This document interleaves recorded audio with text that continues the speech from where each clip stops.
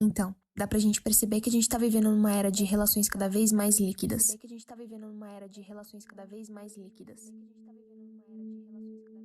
Observa-se no cenário atual que o Brasil vem sendo disparado o país em que mais se empenha em viver na forma contemporânea do desfrutar de futilidades.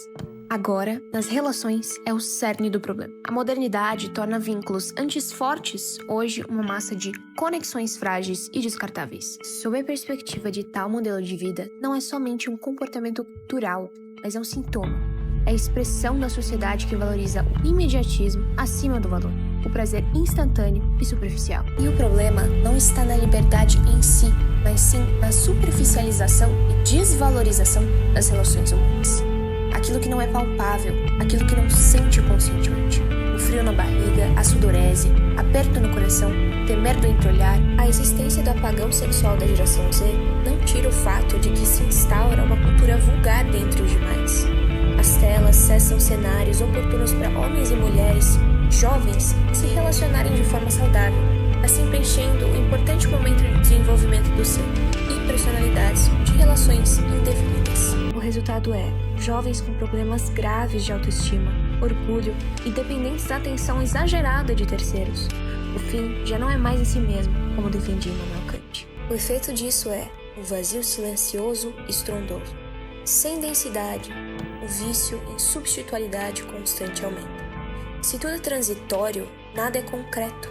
Sem entrega verdadeira, o amor se torna algo muito frágil. Não há necessidade de uma rotatividade tão grande quanto a gente vê hoje em dia. Qual será a idade certa para a construção da memória e continuidade de um ser humano?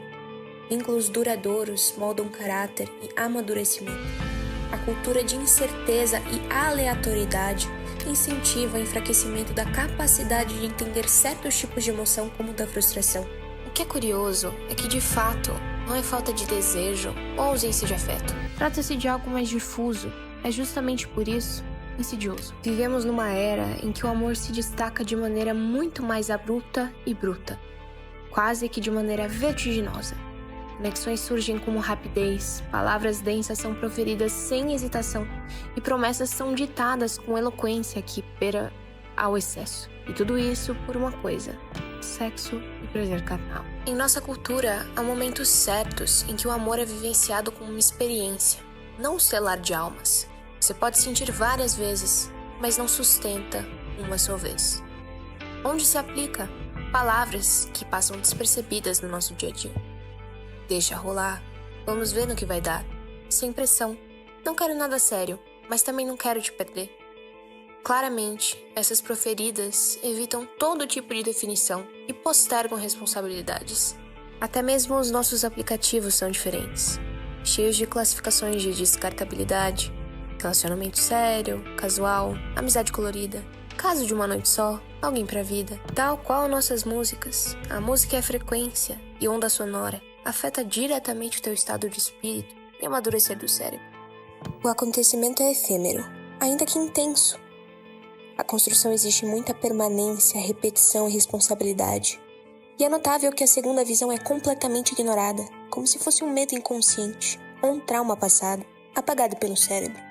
E há, nesse momento, uma espécie de racionalização sofisticada da irresponsabilidade afetiva. Como se a ausência de uma responsabilidade fosse uma cosmovisão de liberdade verdadeira. Até onde chegaremos? Será que estamos mais perto da vacuidade do que imaginamos? E, infelizmente, este fenômeno não tem sido circunscrito ao território nacional. Em uma era de hiperconectividade, a explicação da cultura brasileira de maneira romantizada no palco central do mundo não projeta somente cultura musical ou artística, mas sim comportamentos sociais, códigos afetivos e formas de se relacionar. E há uma ideia nova e particularmente sedutora que exportamos: a visão de que é possível amar intensamente sem se comprometer profundamente. É claro que essa ideia, uma vez propagada, transcende o âmbito individual, projeta no coletivo. A confiança, elemento basilar de qualquer tipo de relação entre seres, torna-se rarefeita e esquecida. O outro passa a ser uma variável instável, e diante disso, outros passarão a entregar-se menos, investir ou acreditar.